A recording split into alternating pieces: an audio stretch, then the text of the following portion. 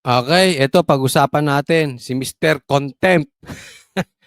Banat Bay at Ka Eric pagsasamahin sa kulungan. O sige, pakinggan natin to. In violation of Section 11, Paragraph A, refusal to answer summons without legal excuse, I move that we cite in contempt Mr. Jeffrey Celis. So move, Mr. Chairman. Ayun. Any second? Una Any si Ka objection? There Eric. being none, At motion partner carried. Ka Eric. At lastly, Mr. Chairman, for all those, for the three, the last one is for Miss Lorraine Marita Blang Badoy Partosa.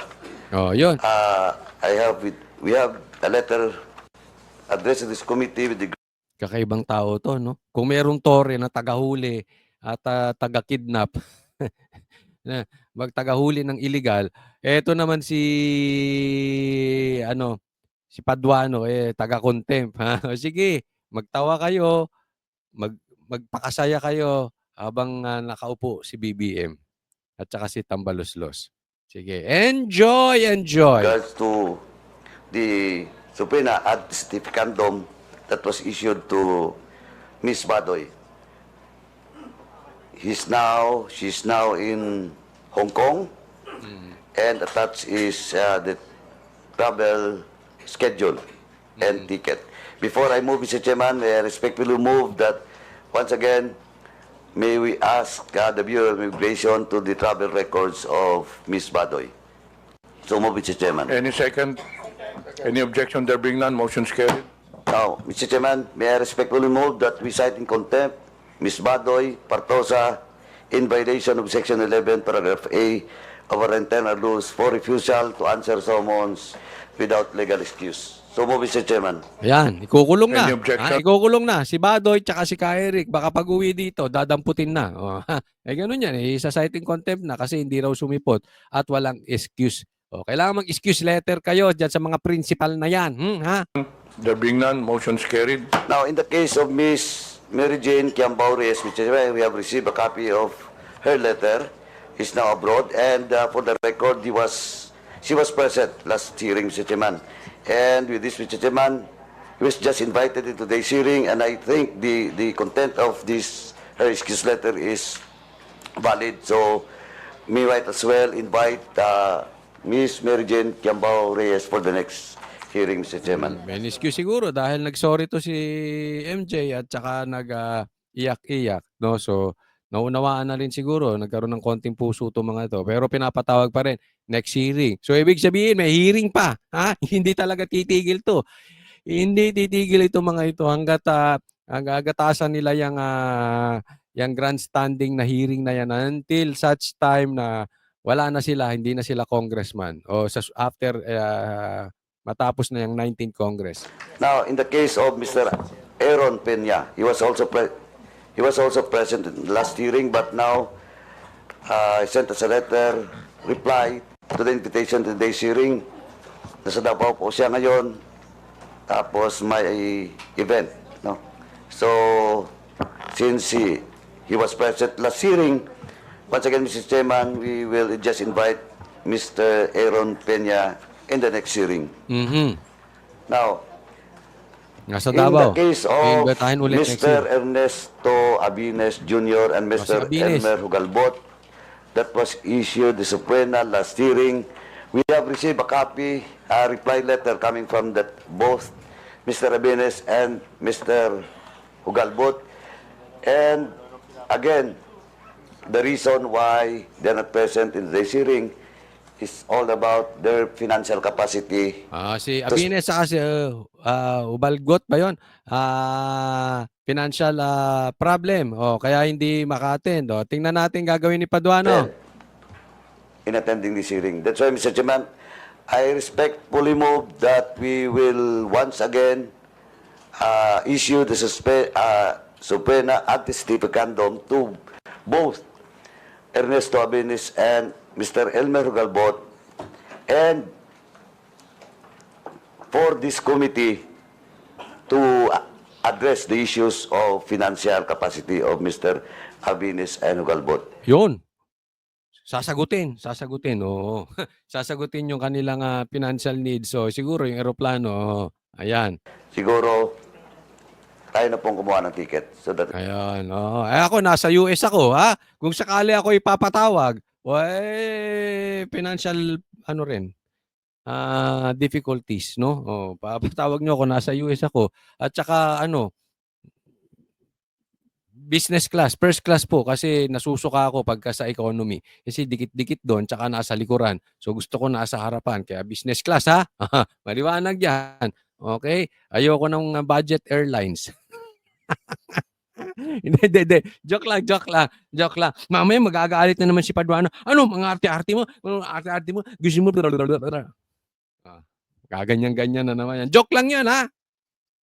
Baka man lalaki yung mata mo para kang nakatira ng cocaine. the next hearing they will be present. Is Now, that a motion? yes, Mr. Chairman. Any second? Any objection? There being none, motion's carried. Now, lastly, Mr. Chairman, once again, we'll just issue for all those unserved subpoena to Miss Catherine Binag, Miss Claire Contreras, Mr. Lord Byron Cristobal, Nadali. Oo. Oo, magkasama ata si Cathy tsaka si Banat Bay. Oo, Byron Cristobal, Lord Byron Cristobal. Oh. Jeffrey Cruz, Alex Distor, Mr. Edwin Hamora, Mr. Julius Milanose Mawe, Mr. Joe Smith Medina, Mr. Cyrus Preglo, Miss Maricar Serrano, and Mr. Kester Ramon Jan Balibalos Tan. For once again, serve the subpoena ad testificandum because this is still unserved, and for the COMSEC to coordinate with the SAA and SAA to coordinate with the government agency specialist. Hindi pa nasi-serve, parang ngayon ang aking pagkakaunawa, hindi pa nasi-serve ng yung kanilang subpoena. So i-serve ulit, no.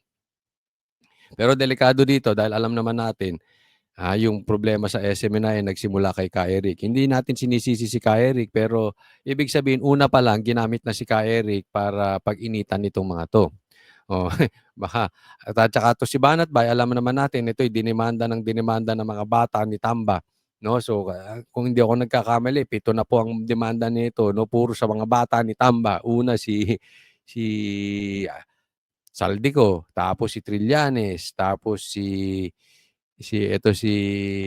Sam Versosa, no? So puro mga ano 'yan, mga tropang ano 'yan, tropang buhaya 'yang mga 'yan, no? So hindi mapakulong kasi mahina eh. Mahina ang ebidensya, no? So alam ko mahina ang ebidensya no, pero siyempre 'pag diyan sa contempt, kailangan 'pag binura ka nila magso-sorry ka, 'yan ang gusto niyan.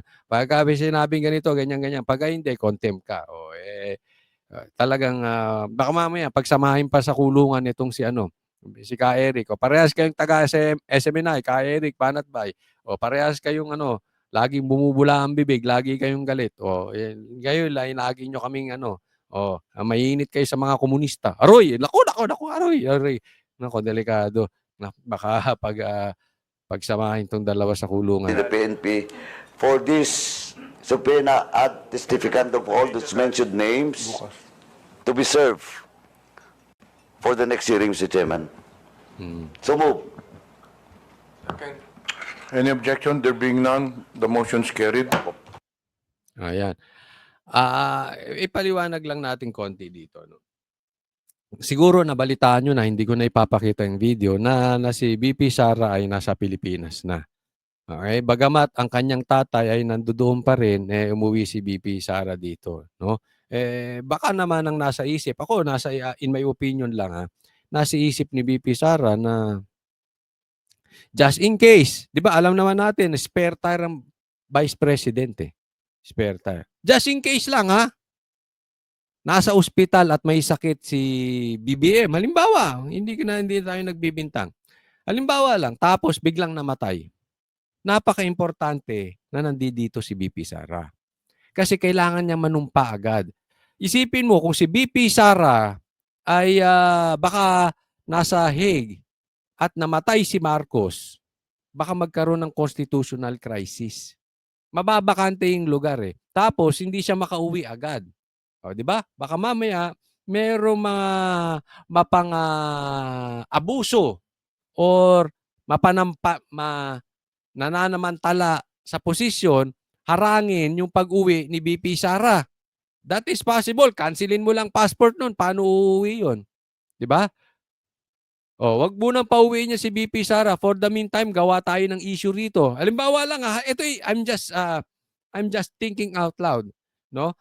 Namatay si Marcos. So, gawa tayo issue rito. Tapos, kuhanin na natin yung posisyon. Kasi for the meantime, hindi naman nila aminin, hindi makauwi si VP Sara. Di ba? Kaya it's very important din, kaya nga nabanggit ni VP Sara noon hindi sila pwede magsama-sama sa isang lugar nitong sila Marcos. Bakit?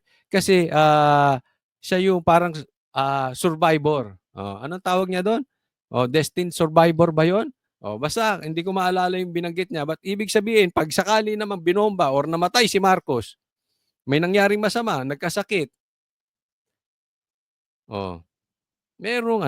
Merong papalit agad. Kapag hindi nakapalit, delikado po yan. Lalong-lalo na sa gobyerno medyo mapang-abuso. Sa gobyerno medyo meron talagang gustong umepal. Doon sa gobyerno na sa tingin mo ay talagang gustong maging presidente o prime minister na pero wala namang karapatan dahil ayaw ng taong bayan at wala namang mandato at alam nilang hindi sila makakakuha ng boto na sa taong bayan, sasamantalahin ng sitwasyon at before we know it, kakampi niya na yung mga congressman, mamaya, baka presidente na yan o baka mamaya, gawing prime minister. Wala po tayong pinagbibintangan, hindi po natin sinasabing may sakit si Marcos, but ang pinapakita natin dito, yung possibility, yung importance na pag may nangyari kay Marcos, makasumpa agad si VP Sara. That is very important. Ngayon, hindi ko alam kung yun ang nasa isip ni VP Sara, but it's only my opinion kasi isipin mo yung tatay mo nakakulong doon. Kahit ba anong problema, naiintindihan ko anong problema ng bansa, no? Hindi naman ganun kaano ang vice president, di ba? Pwede niyang asikasuhin muna yung tatay niya, wala namang mangyayari. Anyway, yung trabaho naman ni VP Sara dito sa Pilipinas, hindi na rin naman pinapakinggan ng gobyerno. So, hindi naman ganun kabigat. Kahit naman anong sabihin ni VP Sara, hindi na siya pinapakinggan So, sa madaling salita, walang input. Di ba? Hindi ganun kabigat. So, kung ako titingin, mas importanteng nandun siya sa tatay niya na nangangailangan ng presensya ng mga taong mahal. Siyempre, pag nakakulong ka, yan ang yung makikita mo yung mga taong mahal mo. Yan ang magpapalakas sa'yo. Dahil yung kulungan na yan, minsan iniipit nila ang tao para ma-break.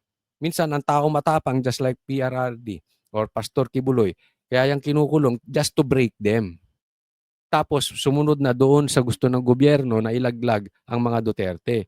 O ilaglag na ang patuloy na pag-asam ng susunod na presidency sa 2028. Posibleng ganun, di ba? So bitawan na nila yun. Kasi binibreak sila nang sa gano'n mangako sila na hindi, wala na, tapos na, okay na sa inyo na yan. Posibleng gano'n, no? Ang nakakapag-aano diyan yung andiyan yung pamilya mo. And yet umuwi si VP Sara. Ako talaga iba ang tingin ko rito. Baka naman may nakikita si VP Sara na hindi natin nakikita, no? Or just simply ginagawa niya yung kanyang trabaho na kung may mangyari kay Marcos, at least andyan siya.